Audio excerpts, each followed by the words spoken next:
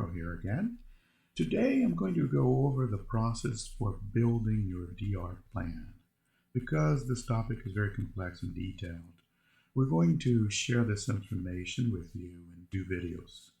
In today's video, I will share the work required to build the actual plan, and in the second video, I will share with you a sample of an actual plan at a high level. So let's get started. Included in this video are some assumptions. I'm going to have to make some assumptions because I'm not familiar with your IT environment and your business processes. I'm going to have to make these assumptions. We're going to review DR levels and capabilities in a simple and concise way. We're going to review our 10 best practices for DR. We've collected these over the years. We're going to help you define your required level of DR based, of course, on some key items and on some of the information that we share here. We're going to help you review your DR requirements as well. And finally, I'm also going to go over our 10-step process for building a DR plan. All right? So let's go over assumptions. Roles and responsibilities. I'm going to assume that it is your responsibility to build and manage a DR plan from a roles and responsibilities standpoint within your organization. If you don't have that responsibility, I suggest that you go ahead and watch this video anyways, but ensure that you involve the right people from your organization in the process. Building this plan requires several key steps, and including approval from your company's senior management team, which I will discuss a little bit later in this video. I'm going to assume that you have some level of familiarity with disaster recovery terminologies and technologies. I'm going to also assume that you have some basic or good knowledge of the value of enterprise architecture standards. They will play a big role in your disaster recovery plan. All right, so let's get started with levels and capabilities of DR. So we've used this here sort of analogy of a pyramid, and much like any pyramid, if you need to have the foundation, that foundation will be your HA, high availability. Your next will be the actual disaster recovery foundation as well, or block. And then finally, business continuity, which is sort of like the highest level of recovery. And as you go higher, your uptime increases, obviously, but along with uptime increasing, your cost will also increase. All right. So as we drill down into each and every one of these, starting with HA first, these are some examples of HA items, high availability items. And if you're not familiar with them, I suggest that you get more familiar with them and understand how they play a role in your overall disaster recovery plan. So you may have some of these already. You're going to have a or multiple set of clusters, server clusters for failover capabilities. You're going to have some level of redundancy in your storage system, whether it's NAS or SAN, or you're going to have some level of redundancy. You're going to have redundancy at the network level as well, and you're going to end up having multiple LANs and multiple VLANs and whatnot. So those are just examples of HA items. As you move up to DR, you now have more advanced and more capable technologies and items, right?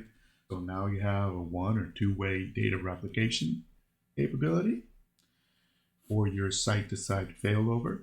So you will have that as a capability as well. You will need that. And you will continue to have multi-LAN, but now you also have multi-WAN capabilities, multiple WAN circuits for failover. You will have all of those that now you are able to fail over to a different site. As you move up, you're going to have yet more advanced items, such as more than a two-way replication or to two sites. You may end up having three sites, and where you replicate from site A to site B and C, for example. Or you may have them all synchronized in two-way, multi-way data replication. So your replication will happen either at the network level, at the application level, or at a combination of the two. You're going to have an automated way for failover, because without automation, you will not achieve business continuity, not from an uptime standpoint. You're also going to need to have your vendors have a higher level of SLAs so that you can get higher uptimes. You're also, in a BC scenario, you're going to have multiple electrical feeds into your infrastructure, right? And sometimes that can be large UPSs combined with a site generator. But you will have to have multiple ways of feeding your infrastructure with electricity. Okay? And knowing that, at the little sad face here on the left, that is to denote your customers and employees. So obviously, the higher you get, the more satisfied and capable your both employees and customers are. All right? Okay, let's move over to the best practices. And again, we've collected these over time, and we're going to start with some of these very, very obvious ones. But what I have noticed is that even the obvious ones get missed sometimes. So this is a good way to have all of these in a list that you won't miss them. So having a hard copy of your DR plan in a safe place, easily accessible, is key, right? Because you will not have your logical access to your plan. So you want a hard copy. Typically, people have them in like fireproof safes and other areas or remote sites. Just have it safe and handy. You're going to test your DR plan at least once a year. And always remember to log, record your results. You're going to need them as you go through your plan. You want to be able to reserve a time slot in your annual calendar of events. Much like you have, patching cycles and blackout periods in your calendar, you want to be able to reserve testing for your DR plan. This one is not as obvious as it seems, but it's very critical. So think of applying, in fact, consider applying SDLC practices to your overall DR plan. It'll help you, right? And you will treat the plan just like a program. You want to consider updating your plan with your security controls. Often people miss this one. And what happens is, because your security controls change far more frequently than your general infrastructure, they get out of sync, and you don't want that to happen. So that's why we recommend that you update your DR plan with those controls, secure controls. You want to be able to provide training, consistent, periodic training to your team. And you should know who they are. You're going to reserve a line item in your annual budget for funding your DR plan and all related activities.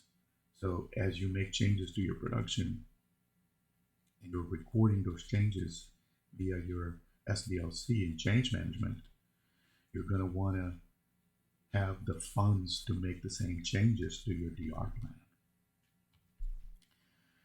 We always advise folks to avoid building, if possible. This is a hard one, but avoid building data centers in disaster-prone areas. It's tough.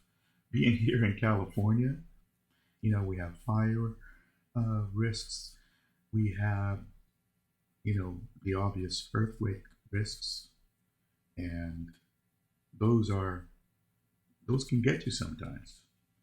If you have a way to build them outside, that's even better. That is, if you have to build data centers.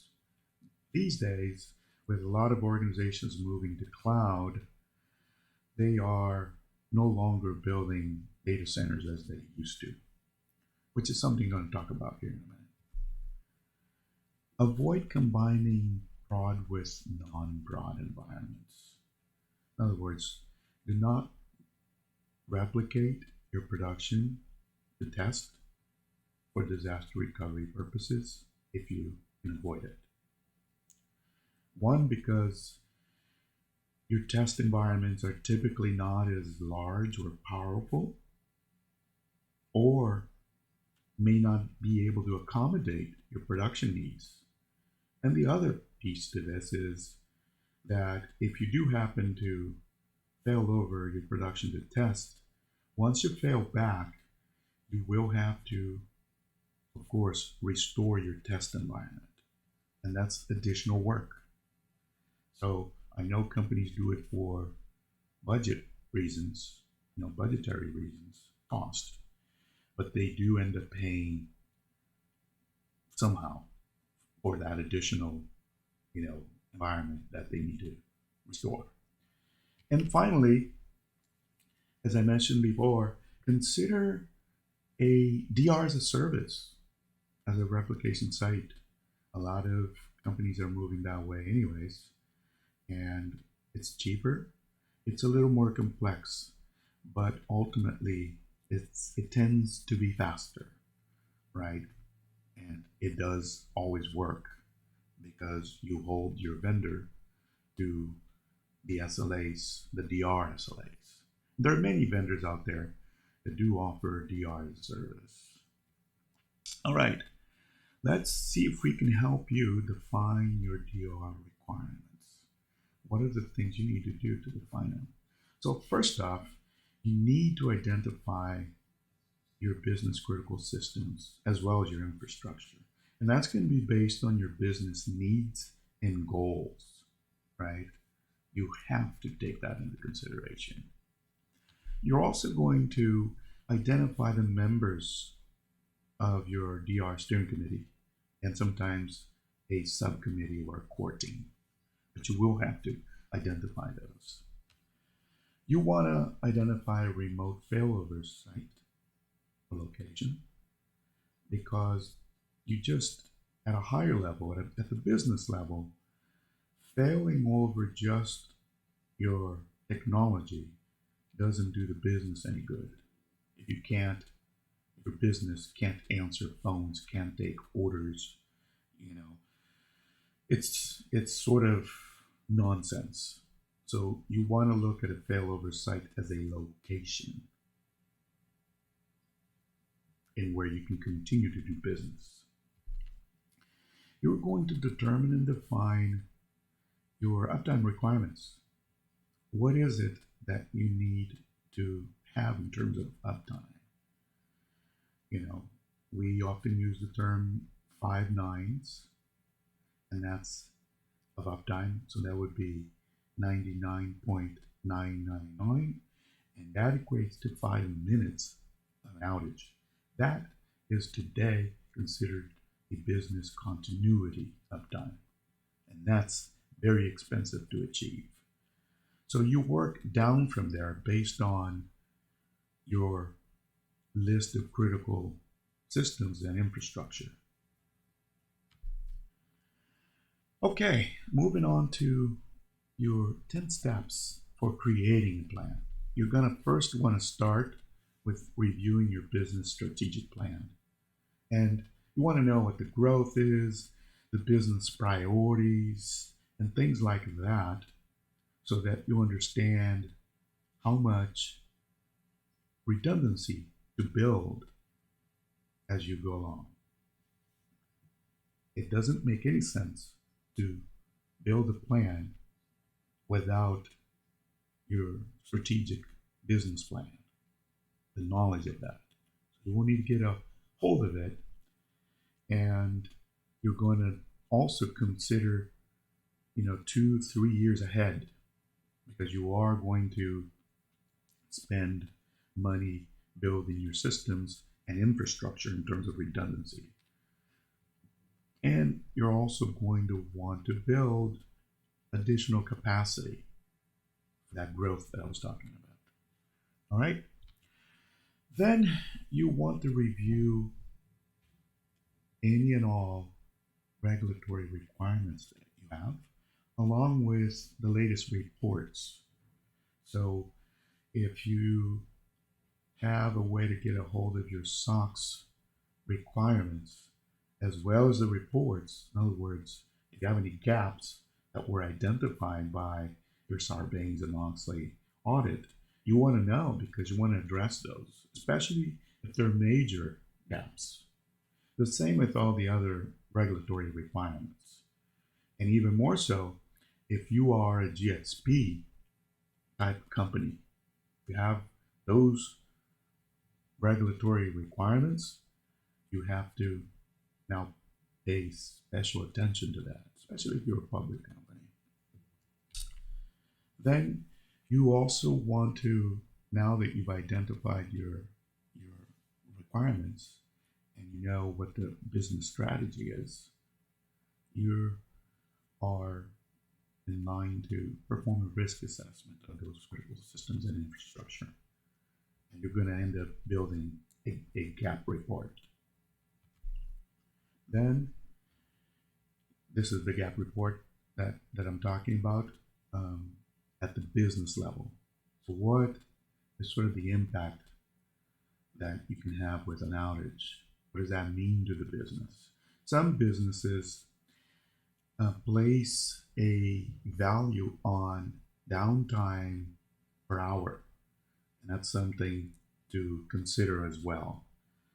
And larger companies, of course, especially if they're multi-site and then international, they have harder times coming up with those numbers because they have to consider other economies. But it's one item that should be into this business impact analysis. You're going to want to build, as it relates to DR, your strategy and then the plan development. In other words, you're going to start it as a project and it's going to turn into a program. How are you going to do that? 6, you're going to build not only your DR plan, but your incident response plan as well. And what I mean by that is, although some companies combine these two different plans, the incident response it's a more general plan that sometimes it's not related to a disaster recovery plan, right? So as you define your uptime, you want to understand whether you want to combine these two or not. We always recommend that you don't. And also consider building a budget for your DR plan. As I mentioned before, you're going to have some sort of understanding of what that cost is of having the uptime that you defined. What does that cost? You want to get also, once you build a plan, you're going after formal approval. And you want to communicate this draft plan, right? And in many cases, you're going to have an IT steering committee or DR steering committee that will be aware of what you're doing. You want to make them aware, and you want to communicate that, the level of progress periodically until you get to your version 1. You're going to also discuss the scope of the plan and schedule the testing with the team. All right? You're going to provide training to the DR team, and you're also going to perform your first test. And what I mean by that is the test that you have been building, you're going to want to sort of, excuse me, you're going to want to perform the test log, and don't forget, you want to communicate the results of that test to the committee. And of course, you're going to end up having to update that plan if necessary. The if necessary should be in parentheses, but it happens more often than you think. So I think it is part of your plan to update the plan. Should be. It makes sense. All right.